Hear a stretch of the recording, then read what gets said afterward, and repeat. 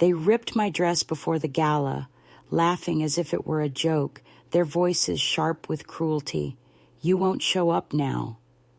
I can still hear the sound of fabric tearing, not just silk, but a piece of me, an intimate humiliation performed with careless hands.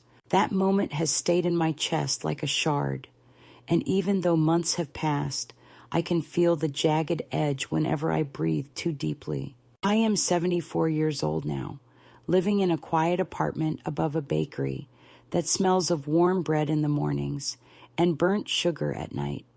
And if anyone asks me who I am, I find it hard to answer, because most of my life I have been defined in relation to others, someone's wife, someone's mother, someone's grandmother, and rarely my own name spoken with weight.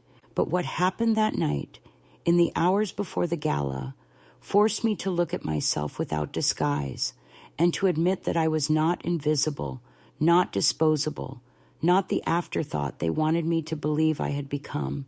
You see, when you are an older woman in a family that prizes appearance, youth, and presentation above sincerity, you learn to shrink yourself, to nod when they correct you, to laugh at jokes that are not kind, to accept being placed at the edges of photographs or sometimes erased from them entirely.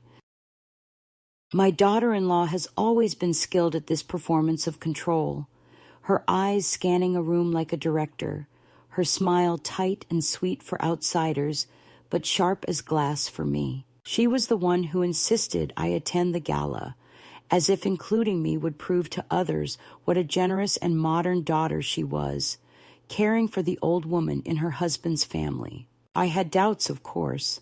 I had heard too many whispers about how I dressed too loudly, how my laughter was embarrassing, how my body no longer fit the image they wished to present. But I accepted her invitation because I still wanted to believe there was a place for me, even if it was a place in the background. I prepared with care because preparation is a form of dignity. I took the gown I had saved for years, the one I had bought on a trip to Florence when my husband was still alive, when we believed in anniversaries and celebrations, when I still thought the future had wide doors. It was deep blue, silk that caught the light like water at dusk, a dress I had never dared to wear because every occasion seemed either too small for it or too crowded with people who would not notice. I kept it wrapped in tissue paper at the back of my closet, waiting for the night when I would feel allowed to appear.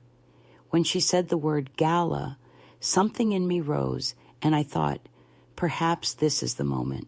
Perhaps they will see me not as a burden, but as a woman who still knows beauty.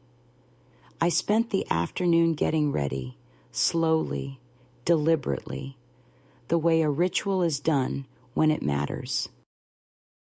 I pinned my hair carefully, touched a little powder to my face, opened the velvet box where the necklace from my mother still rested, though I had not worn it in decades. I placed the diamonds against my skin for a moment and then removed them, thinking not yet, perhaps later, perhaps when the time is right.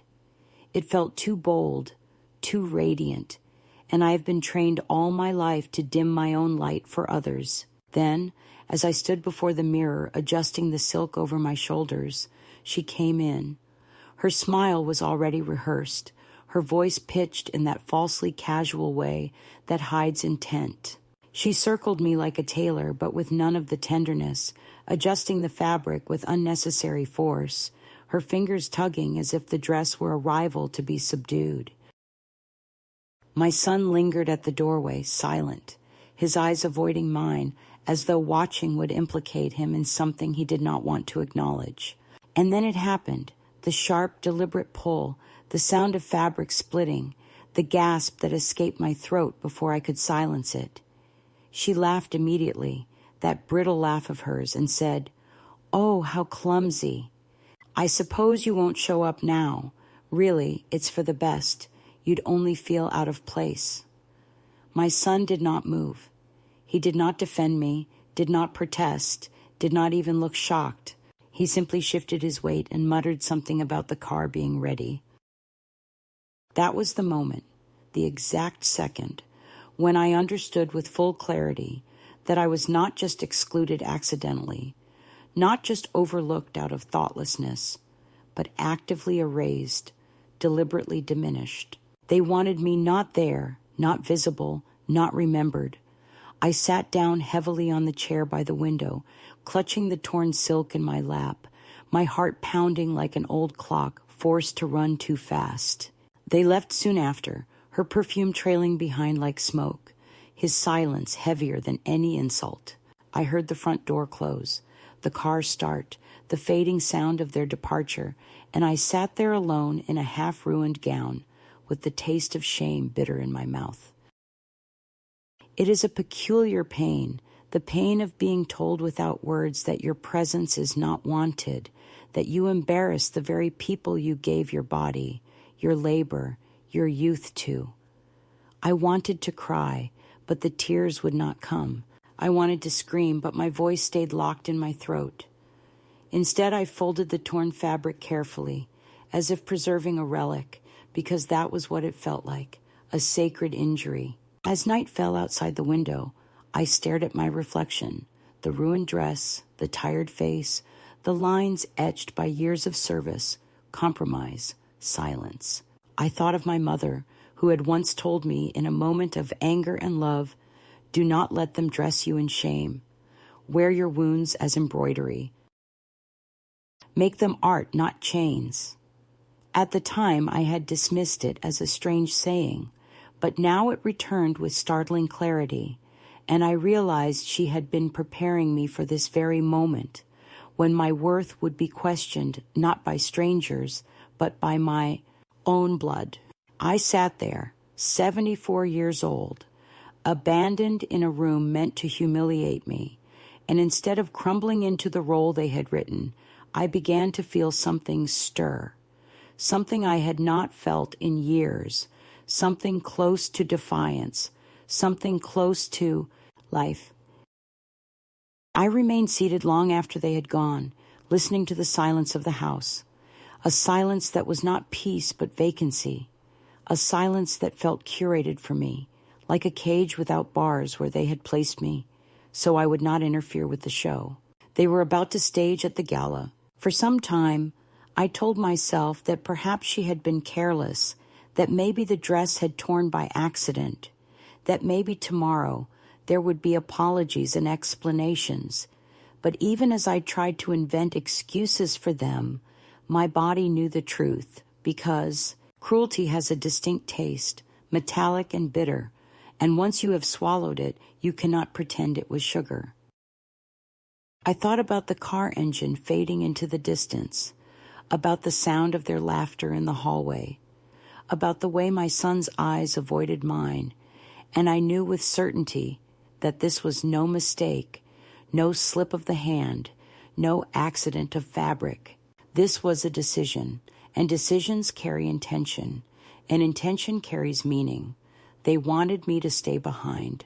When I could finally stand, my knees stiff from sitting too long in stillness, I went to the bathroom and looked at myself under the harsh light. The tear in the dress was not catastrophic, only a jagged line near the waist where the silk had given way, but it was enough to make the gown unwearable in polite company, enough to make me hesitate, enough to humiliate. I traced the rip with my fingers and felt something raw rise in my chest, a mix of grief and fury that had nowhere to go. I washed my face, dried it with the rough towel, and sat on the edge of the tub, waiting for tears that still refused to come. I thought of all the years I had waited in other rooms for them, in kitchens while they finished their conversations, in cars while they finished their calls, in guest rooms while they laughed downstairs. And I realized this waiting was not new. It was simply sharper, clearer, impossible to disguise. It was almost 8 when the phone rang. I knew without looking that it was her, calling not to check on me, not to see if I was hurt, but to leave a message of performance, a line of concern rehearsed for an audience that was not me. I did not answer. The machine picked up, and her voice filled the room, light, casual, dripping with false sweetness. "Martha, we're just arriving. Everything's so busy. I do hope you're comfortable at home. Don't worry about tonight. It's really not your scene. We'll bring you some photos tomorrow." Photos as if proof of my exclusion could be delivered as consolation. I deleted the message without listening to the end. That was the catalyst, not the ripping of the dress itself, but the recognition that the erasure was complete, that they had scripted me out of their world, not with malice disguised as accident, but with conscious calculation.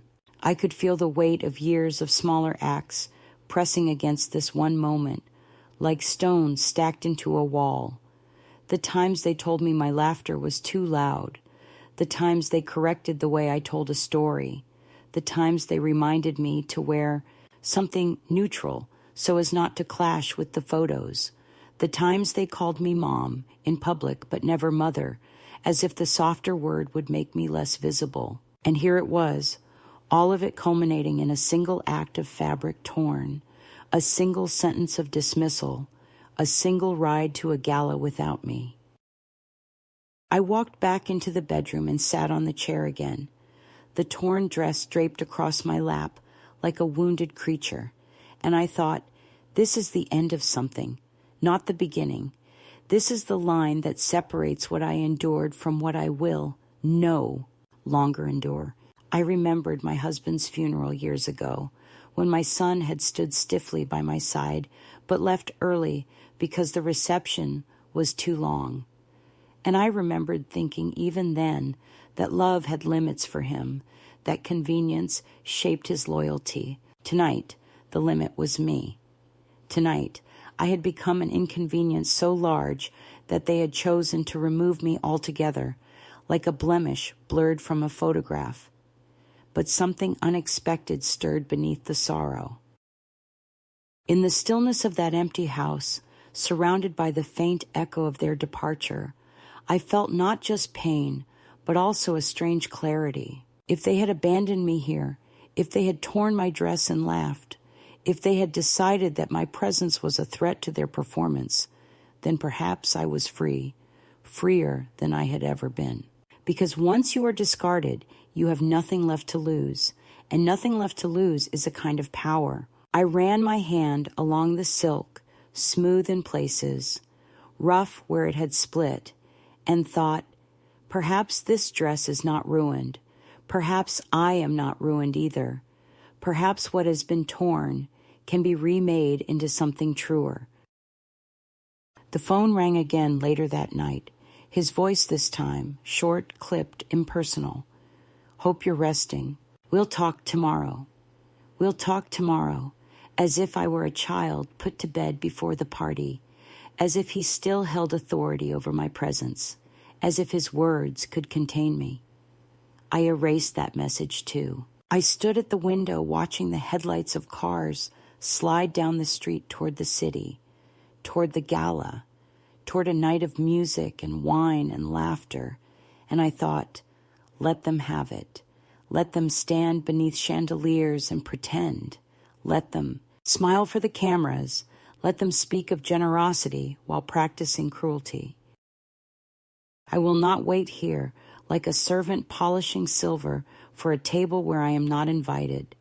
That realization was the true betrayal and the true beginning. It was not just the dress that had been ripped, but the veil of illusion I had lived under, the illusion that I still belonged to them, that blood was enough to secure love, that sacrifice would be remembered.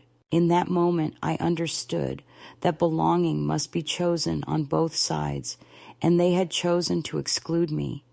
So I would choose differently. I would choose myself. I would choose to stand even in torn silk, even in the shadow of their contempt. I would choose to leave the waiting room forever. The house was unbearably quiet after their departure, a kind of silence that does not soothe but gnaws at the edges of thought. And I sat there for some time with the torn gown across my knees, unable to decide whether to place it carefully back in its box as though preserving a corpse, or to drop it into the trash where they clearly believed it belonged, and the indecision itself felt like another humiliation, because I could no longer pretend the gown was only fabric. It had become a battlefield where their dismissal had left its mark. I rose eventually and walked through the rooms, each space a museum of absence, the chairs pushed neatly into the table, as though no one had ever sat in them, the glassware aligned with mathematical precision, the pictures on the wall curated to display everything but me. I had been erased from this household long before the gala, I realized, erased slowly and carefully, in ways that seemed polite to strangers, but cut me down piece by piece until the only proof of my presence was the labor of meals I cooked and errands I ran all invisible once performed. I returned to the bedroom and tried to distract myself with small tasks, folding stockings, rearranging the contents of my purse, wiping the already clean surface of the nightstand.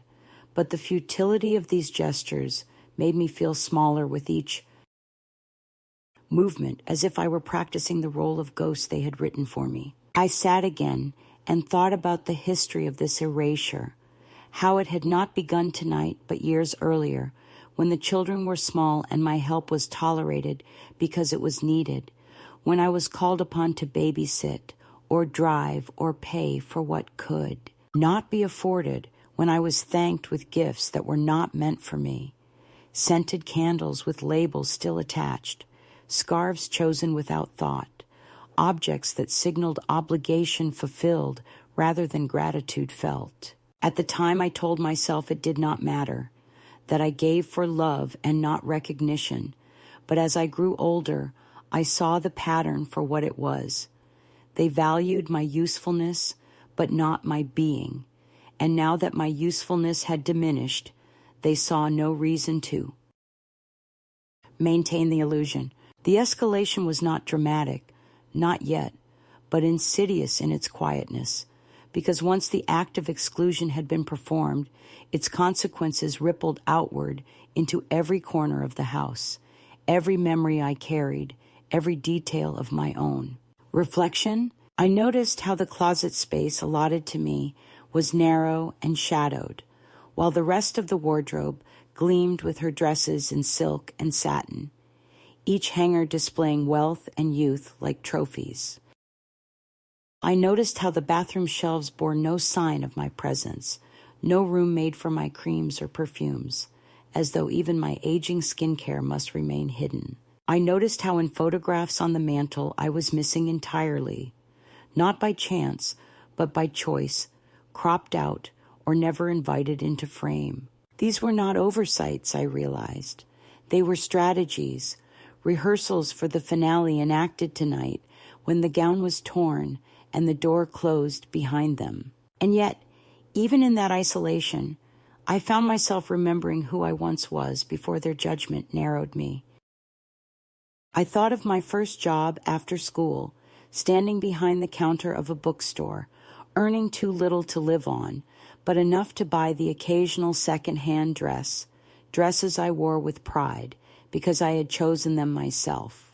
I thought of nights with my husband when we went dancing at community halls, when he held me as though I were radiant, when I laughed without lowering my voice for fear of being told I was too much. These memories came to me not as comfort, but as reminders that the woman they had tried to reduce into silence was once alive with color, and if she existed then, perhaps she could exist again. The night stretched long, the clock marking each hour with indifferent rhythm, and still I could not sleep.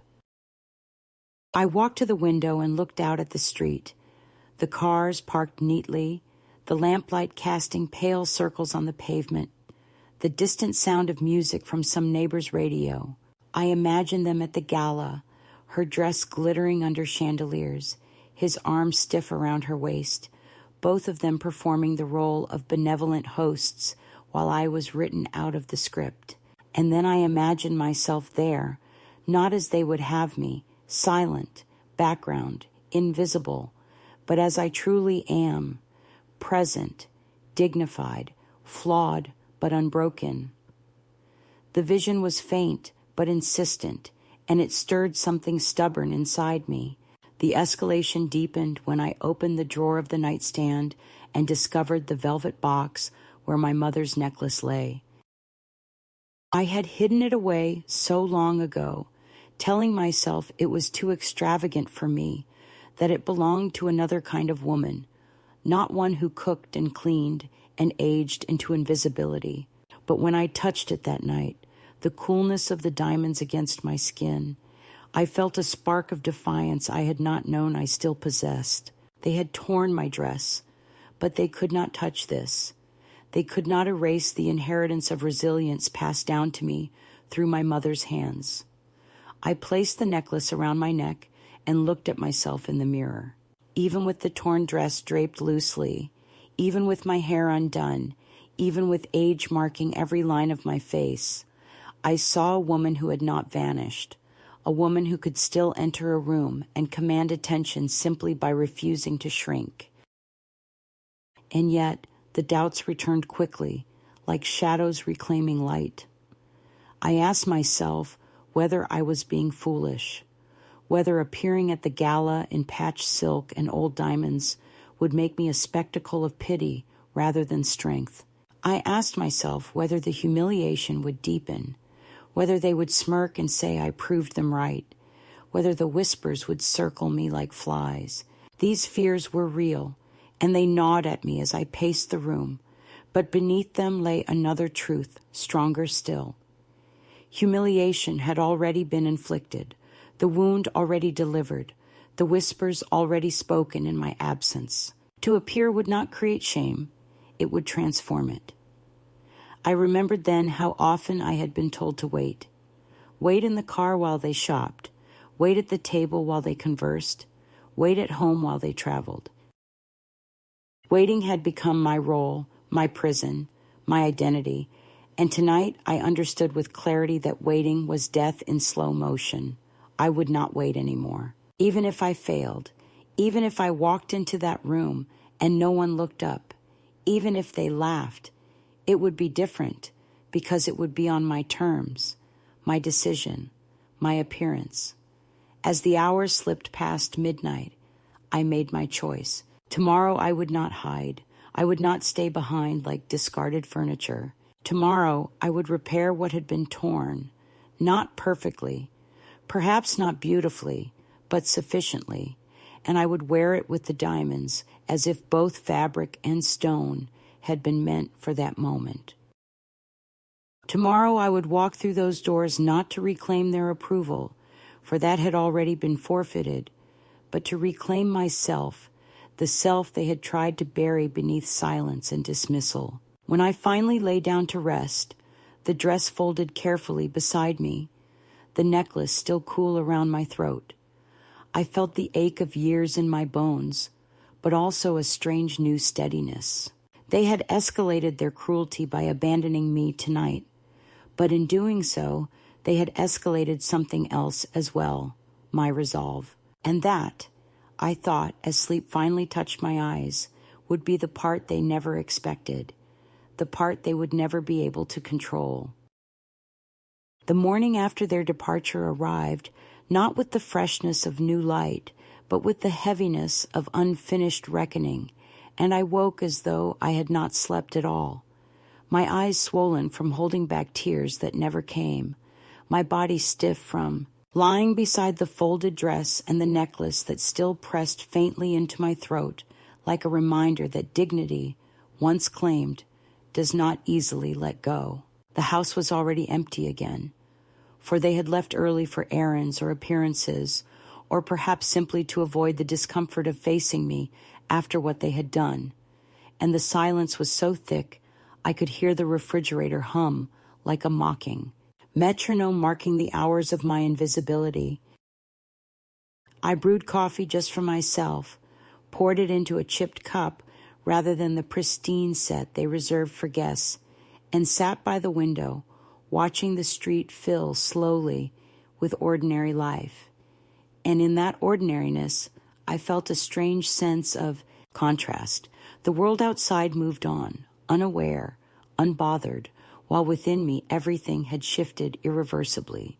I looked again at the dress, at the jagged tear that ran like an insult through the silk, and I realized that leaving it folded in its wounded state would mean conceding defeat, accepting that their cruelty had achieved its aim. So I gathered my coat and placed the gown carefully over my arm, and without telling anyone where I was going, I walked to the small square of shops a few blocks away, my steps uncertain at first, my heart pounding not from exertion, but from fear of being seen in daylight after such humiliation. Yet as I walked, the winter air biting gently at my face, I felt something awaken, the rhythm of my own will, the faint but steady beat of resistance.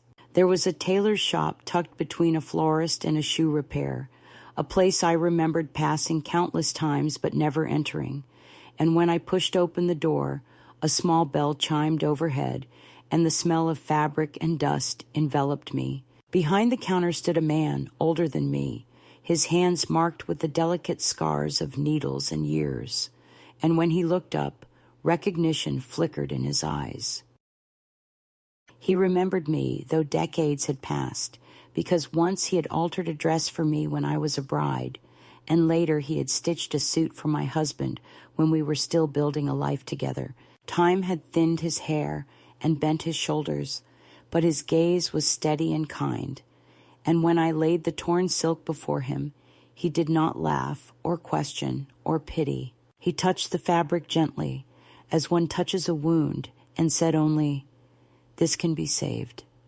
I sat in the chair near the counter as he worked, the sound of scissors and thread filling the quiet, and I thought of how rare it was to be cared for without judgment, to be seen not as a burden, but as a customer, a woman bringing something of value to be restored. He did not ask why it had torn, did not press for details of betrayal, though surely he sensed something unspoken in the way my hands trembled. Instead, he hummed softly, an old tune I half remembered from another life, and in that humming I felt my pulse slow, my breath deepen, as though the act of mending cloth might also mend the tear inside me.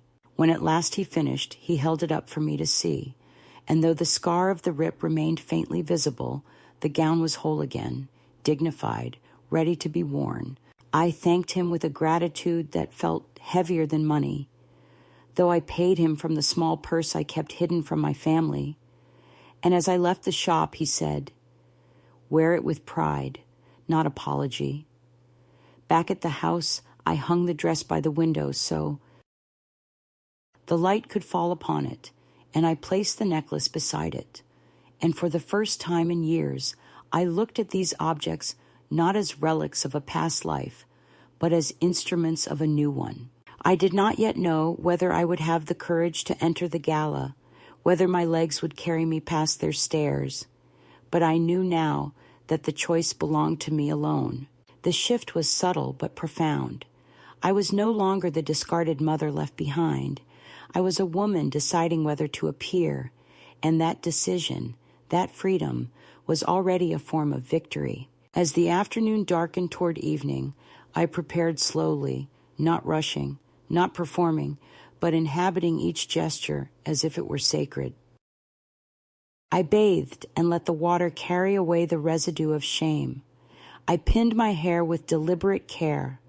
I drew a faint line of color across my lips, not for them but for me, because looking into the mirror and seeing myself adorned felt like reclaiming ground that had been stolen. When at last I slipped into the mended dress and clasped the necklace around my throat, I did not see a woman ruined by age or diminished by rejection. I saw a survivor of decades, a bearer of memory, a figure who had been told to stay hidden and had decided instead to shine. The house was still empty, the silence unbroken, and as I stepped toward the door, I felt a tremor of fear. but beneath it ran a deeper current of steadiness, as if my mother's voice echoed from some far place. Do not let them dress you in shame. Wear your wounds as embroidery.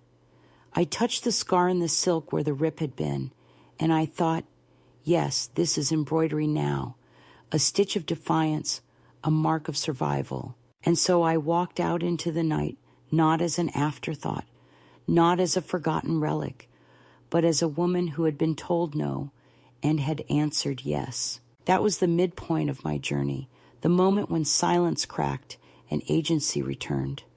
And though I did not yet know what the evening would bring, I knew with certainty that I would no longer wait behind closed doors while others decided my worth. I would decide it myself, and I had decided to appear. The drive to the gala was longer than I remembered, or perhaps it only felt that way because each passing streetlight seemed to interrogate me, casting my reflection against the window and forcing me to look at myself again and again in the mended dress and my mother's diamonds.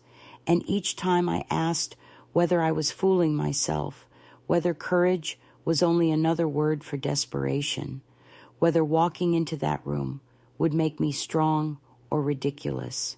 Yet with every mile, I also felt my spine straighten a little more, because the decision had been made, and it was mine alone. And once you decide to stop waiting, the world can no longer hold you hostage. By the time the car pulled up to the venue, a grand building glowing with light and chatter spilling into the night, my hands were trembling not with fear, but with anticipation, as though I were approaching not just an event, but a reckoning that had been delayed for years. The moment I stepped out onto the pavement, the air crisp against my face, I saw them. My son and his wife stood near the entrance, greeting acquaintances with the kind of polished smiles that looked convincing to strangers, but to me were masks as transparent as glass. The instant their eyes caught sight of me, I watched the blood drain from their faces, first disbelief, then irritation, then a quick calculation of how to contain me before I disrupted their performance. She was the first to recover, smoothing her features into a smile that did not reach her eyes, striding forward with arms half raised as though to embrace me, but instead grasping my elbow with unnecessary force. "Mother, you shouldn't have troubled yourself," she said, her voice pitched just loud enough for those around to hear the veneer of concern. "It's so late, and the evening is already underway. Really, you'll be much more comfortable at home." I looked at her, at the immaculate lines of her gown, at the perfect sheen of her hair, at the effort she had poured into being admired, and I thought of how much of my own life had been spent ensuring the comfort of others while mine was disregarded. For once, I did not answer with politeness. I stepped past her grip, forcing her hand to fall away, and walked toward the doors. My son tried next, his voice lower, more urgent, almost pleading. "Mom, this isn't the best idea. It's a members' event, very formal. People will be watching, and you'll feel out of place. Please don't make this harder than it has to be." I stopped just long enough to turn and meet his eyes, the same eyes I once watched light up when he blew out birthday candles, the same eyes that had avoided mine when the gown was torn, and I said, calmly, "I will feel out of place only if I let myself." His mouth opened as though to reply, but no words came, and I turned back and pushed open the doors. The noise inside washed over me like a tide. The clinking of glasses, the murmur of conversation, the occasional burst of laughter pitched a little too high, the rustle of expensive fabrics. Chandeliers cast golden light that reflected off polished floors, and for a moment I faltered, feeling the weight of so many eyes, wondering if they truly were all fixed on me, or if I had simply carried my fear inside. But then a small miracle occurred. A woman approached, older than me perhaps, her hair silver and her posture proud, and she smiled warmly. You must be Mrs. Harlow, she said, pronouncing the name with respect. I remember your contribution years ago when the foundation first began. Without donors like you, we wouldn't even be here tonight. Her words struck me with the force of revelation, because while my own family had tried to erase my place in this world, here was a stranger reminding me that it had already been recorded in the fabric of the institution itself. My name was not theirs to erase. The recognition spread quietly through the room. Another man, a board member with whom I had corresponded decades earlier, greeted me with a nod of familiarity. A program booklet listed my name among founding sponsors. It dawned on me with startling clarity that my son and his wife had not anticipated this, that they had assumed history would bend to their will, that if they erased me from their photographs, I would disappear from every photograph. But history has its own memory, and my presence tonight was not an intrusion, but a return. I walked further into the room, my heels steady against the polished floor, and the murmurs around me shifted from curiosity to acknowledgement. For the first time in years, I was not invisible. Of course, their attempts to contain me did not end at the doorway. I saw her moving through the crowd with that restless smile, whispering quick explanations into attentive ears, trying to recast me as eccentric, fragile, someone best humored rather than respected. I watched my son trail after her, shaking hands too firmly, laughing a little too loudly, as though their performance could smother the truth of my presence. But each time someone greeted me by name, each time someone recalled my earlier involvement, I felt the threads of their narrative unravel. She caught my eye across the room once, and the look she gave me was not anger exactly, but something sharper, fear disguised as disdain, because she understood that control was slipping. The escalation deepened when the master of ceremonies stepped onto the stage, tapping the microphone to quiet the crowd.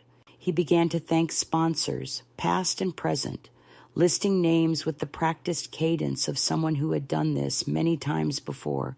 And then, as though fate itself had conspired to puncture the story my family had spun, he paused and said, "And we would especially like to recognize one of our earliest supporters, whose generosity laid the foundation for what we are celebrating tonight. Please join me in thanking Mrs. Martha Harlow." The applause was not thunderous, but it was real, hands clapping, heads turning, faces smiling, and in that moment, I felt the spotlight of recognition, not as vanity, but as justice, as the return of something that had been withheld too long. I stood where I was, not bowing, not shrinking, but simply allowing the acknowledgement to reach me. Across the room, my son shifted uncomfortably, his face tight, while she looked down at her glass as though it contained an escape. Their discomfort was a mirror of my liberation, and I understood then that appearances, no matter how carefully curated, can shatter in an instant when truth asserts itself. They had tried to make me absent, and here I was present, visible, undeniable. Later, as the evening unfolded, I found myself in quiet conversation with a woman seated near the edge of the hall, someone perhaps in her 80s with a cane propped beside her chair. She leaned toward me and whispered, "I saw what they tried to do at the entrance. You are not the first. I was once told I was too old, too embarrassing to bring. But here we are, still standing." Her words sank into me like water into dry soil, and I felt less alone, less singular, part of a hidden sisterhood of women who had been erased and yet returned. We exchanged no more than a few sentences, but her presence was a balm. The night wore on, the music swelled, the wine flowed, and still I remained, not leaving early as they surely hoped I would, not hiding in corners, but walking through the space with calm assurance. I did not need to be the center of attention. It was enough to exist in full view. Yet each glance from my son and his wife, each whisper that faltered when I drew near, each smile that greeted me from strangers reminded me that their power was crumbling. That was the true escalation. Not that they had tried to banish me, but that in doing so, they had forced me to reclaim myself. And now they were faced with the sight of what they had tried to bury, rising in full dignity before their eyes. When at last the gala ended, and people began to drift toward the doors, I felt no fatigue, though the night had been long. Instead, I felt a steadiness I had not known in years, as though the ground beneath me had shifted from sand to stone. I walked past them without a word, without anger, without triumph even, because triumph was unnecessary. Presence itself was victory.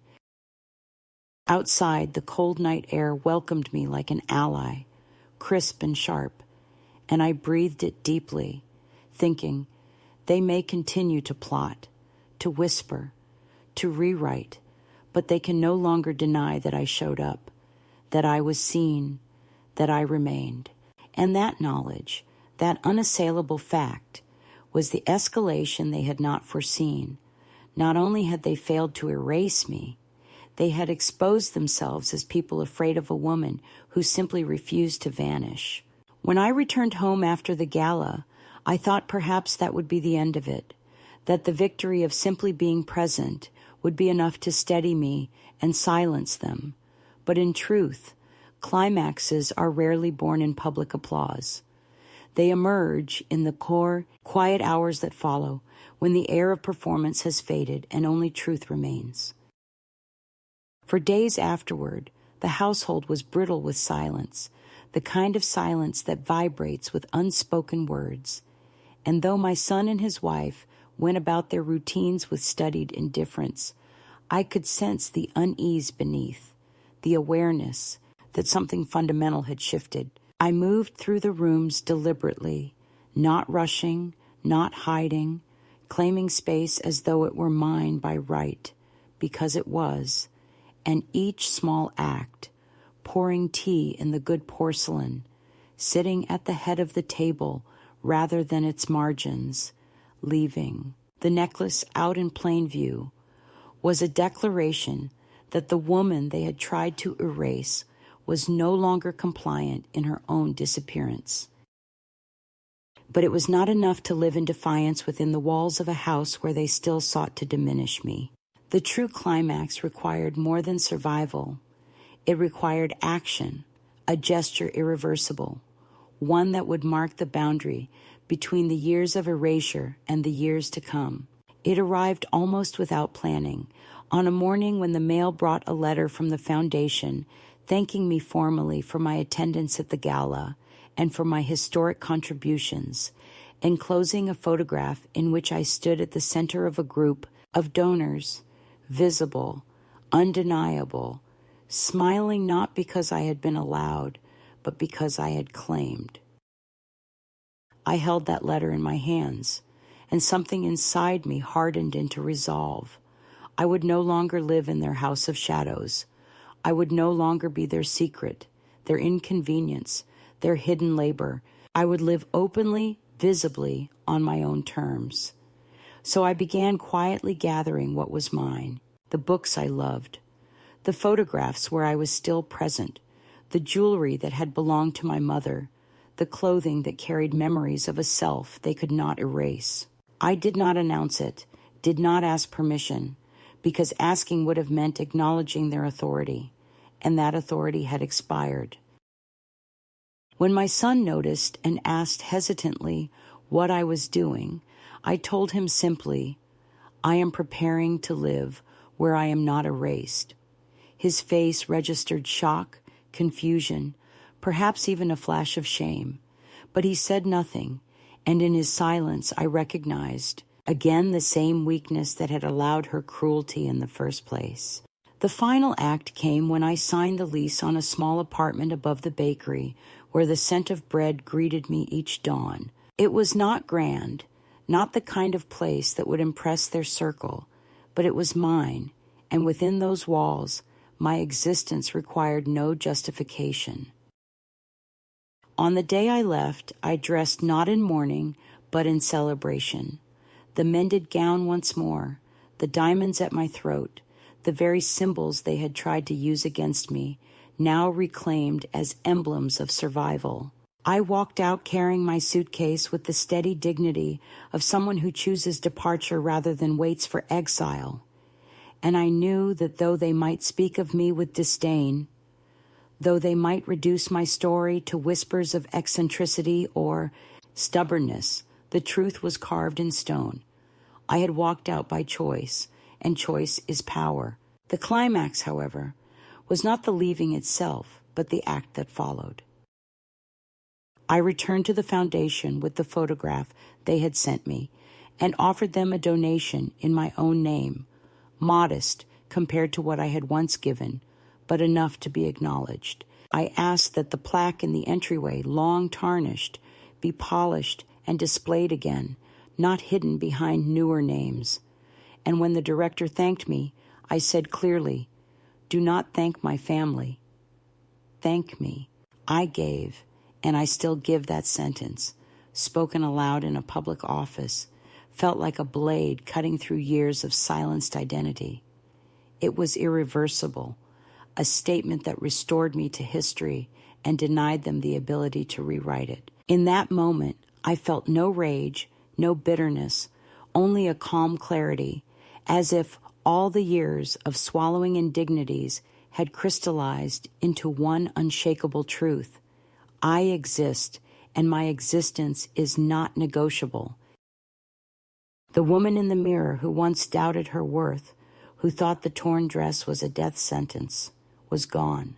In her place stood a woman who could wear scars as embroidery, who could enter a gala uninvited, who could walk away from the house of humiliation and into the quiet dignity of her own life. That was my climax.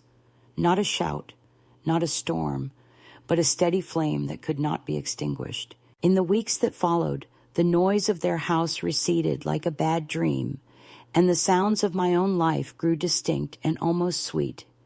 The bakery downstairs waking before dawn with a clatter of trays and the hiss of steam, the pigeons on them.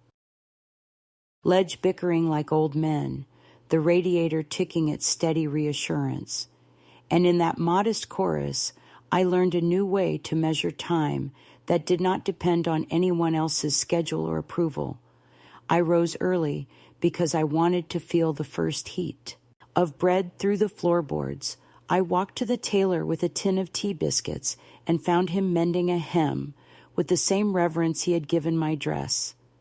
I brought flowers to the foundation lobby on the day they rehung the polished plaque, and when I saw my name, unhidden and unarguable, I felt neither triumph nor spite, but a quiet alignment, as if my bones had clicked back into place after a long dislocation, and returning home, I set the photograph from the gala on my small kitchen shelf. Not as a trophy, but as a witness, a proof that presence once chosen does not need to shout to remain. I kept the mended dress on a wooden hanger where the light could find it in the afternoon and show the careful seam like a soft scar that had learned not to ache. And I kept my mother's necklace in its velvet box on the table by the window, not locked away as a secret of better days, but near at hand like a tool, something useful and earned. And sometimes when the morning was gloomy or the headlines too loud, I fastened it around my throat while buttering toast at the sink, laughing at myself and loving the private ceremony of it, because I had finally understood that dignity does not belong only to ballrooms and programs and speeches. It can sit beside a chipped mug and a plate with a crack and still be whole. There were messages, of course, the kind that arrived too late and asked the wrong questions. His voice cautious and managerial, insisting we discuss practical arrangements and reputations and narratives. Her voice sugar-dipped and defensive, neither of. them naming what mattered, and I answered none of it because explanation is a cousin of permission, and I was finished with both. Instead, I wrote one letter that said everything I needed to say without inviting argument. A letter that began with my full name and ended with my forward address and the sentence I wished I had learned decades ago, that I will meet you only where I am not erased. And I walked it to the postbox myself, standing there longer than necessary to watch the red mouth close. Over it like a final blessing. I made a habit of small freedoms, slow ones and inexpensive. The thrift store where a black wool coat waited for me like a patient friend. The library where the afternoon light made lace across the carpet and the clerk learned my name in 2 visits. The church basement where I carried chairs for a neighborhood lecture and discovered there is a kind of strength that arrives when your arms are busy and your mind is not apologizing for existing. And on Sundays, I chose music instead of apologies, a record player found for $10 and a stack of old vinyls that remembered how to crackle. And in the doorway between my little kitchen and my little living room, I practiced standing with my shoulders open, not as a challenge, but as a promise to myself that I would never again fold into the smallest version of me so that someone else could feel taller. I do not claim that the hurt dissolved. Grief is a tide with its own stubborn calendar, and sometimes it lifts without warning. I will be slicing pears, and the memory of hands ripping silk will tilt the room. But now, the tide meets a shoreline that belongs to me, and after it withdraws, it leaves small gifts I did not expect, a confidence in refusing invitations that smell of performance, a patience for quiet work, an appetite for my own company, and the understanding that love without respect is only choreography, and I am done dancing for other people's mirrors. The tailor has begun closing his shop earlier, and he jokes that I am to blame because biscuits at 3 are the enemy of industry. The baker saves me the end pieces of the country loaf because he says I bite like a soldier. The woman at the foundation front desk wears her fiercest lipstick on Wednesdays because I told her once that bravery sometimes starts in the bathroom mirror. And in their ordinary kindness, I recognize the family I was always told could be found only in blood. Perhaps blood is louder, but kindness is truer, and I have chosen to live where truth is audible. I keep one photograph from the old house, not to wound myself, but to remind myself how far the road has curved. My son as a small boy, with jam on his cheek, grinning into a future he could not see yet. And when I look at it, I feel no vengeance, only the ache of a door I cannot reopen, and the clean air that comes when you stop standing in doorways that never led anywhere good. And I bless him in silence from this second-floor kitchen with its stubborn window and its view of a crooked chimney, not because he deserves it particularly, but because blessing keeps my own hands from hardening, and hard hands cannot hold the next life. If you are listening to me, and you are where I was, sewn into someone else's story, instructed to make yourself smaller so their script is neat, then hear me plainly in the voice of a woman who has set down the tray and walked away. You are not late. You are not silly. You are not impossible. You are a door, and if they insist upon locking you, then be the keyring as well. Teach your hands the shape of refusal, and your feet the route to the street. Polish your name until it is legible to you even. If no one else reads it, and when they say you will not show up, let the night open like a sleeve and walk through wearing whatever tells the truth, even if it is a dress stitched back together and a necklace you used to think was too much. It is not too much. You are not too much. You are exactly sufficient, and the world, which is to say the small territory you can actually touch, will meet you with bread and steam and real voices when you claim it. I do not know what I will wear next season, or whether the coat will outlast the winter, or if the plaque will tarnish again and need another cloth. But I know this with a steadiness that does not tremble anymore. I will not apologize for arriving, and I will not ask permission to remain. And if they ever again try to strip me of my place with laughter that cuts like wire, I will answer in the only language that matters now. I will answer by entering, and if there is light, I will let it find the seam and the diamonds, and if there is no light, I will carry my own.